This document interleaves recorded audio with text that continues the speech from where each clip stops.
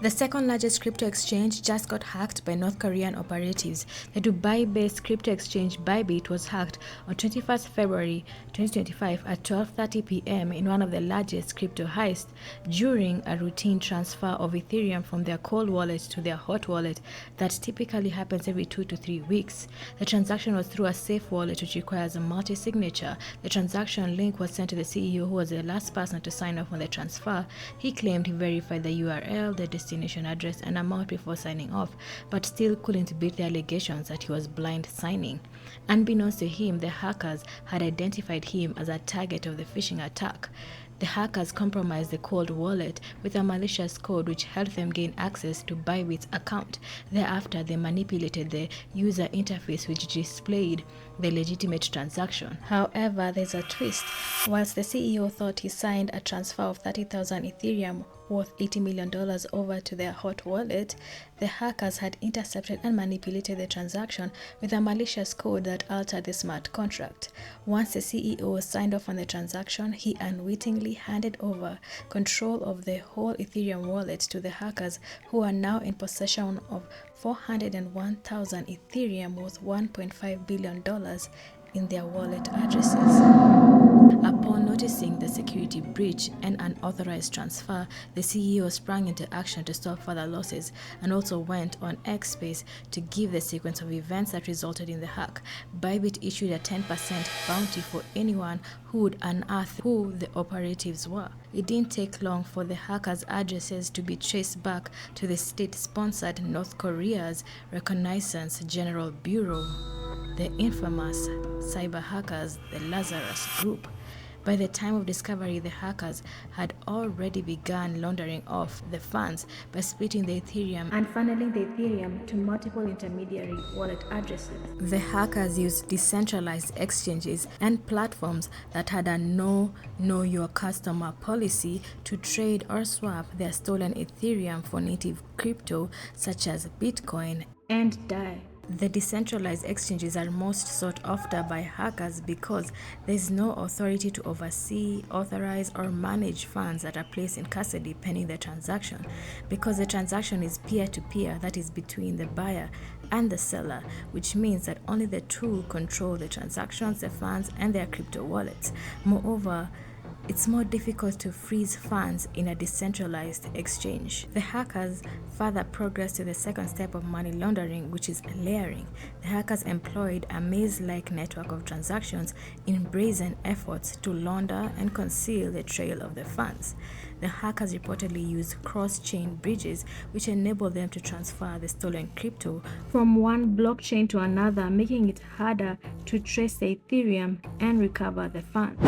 Lastly, to obfuscate or obscure these funds, the hackers use crypto mixers that blend the stolen crypto and other crypto, which makes it difficult to identify the origin and the owner of the crypto and the funds. Following the hack and the media frenzy, this resulted in Bybit's customers rushing to withdraw their funds, causing a reported $4 billion massive bank run. However, Bybit's CEO has assured customers that the exchange has enough reserves and that it has secured a bridge loan to cover the stolen Ethereum. Currently, according to Bybit website called Lazarus Bounty that tracks how much crypto sleuths have been able to recover from the 1.5 billion stolen Ethereum, including their ability to freeze these funds. Now, according to the site claims that the bounty hunters have been able to freeze funds over $41 million. Now, whilst the bounty hunters are working round the clock for a hefty reward, the Lazarus Group hackers in the past 24 hours have laundered 45,900 Ether worth $113 million, which sums up the total amount laundered to $335 million.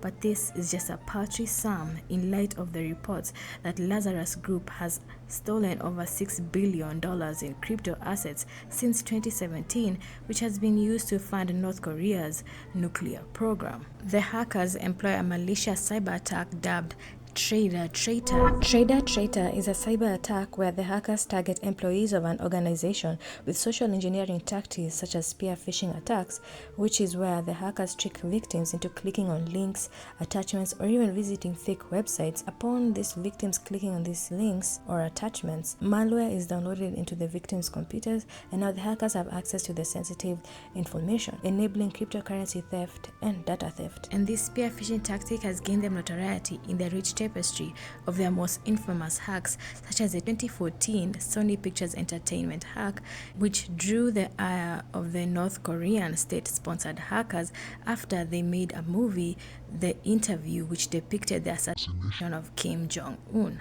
2 years later, in 2016, the Bangladesh Central Bank saw the hackers infiltrate the bank system and authorize 35 SWIFT payments totaling $1 billion from the U.S. Federal Reserve Bank of New York account belonging to the bank.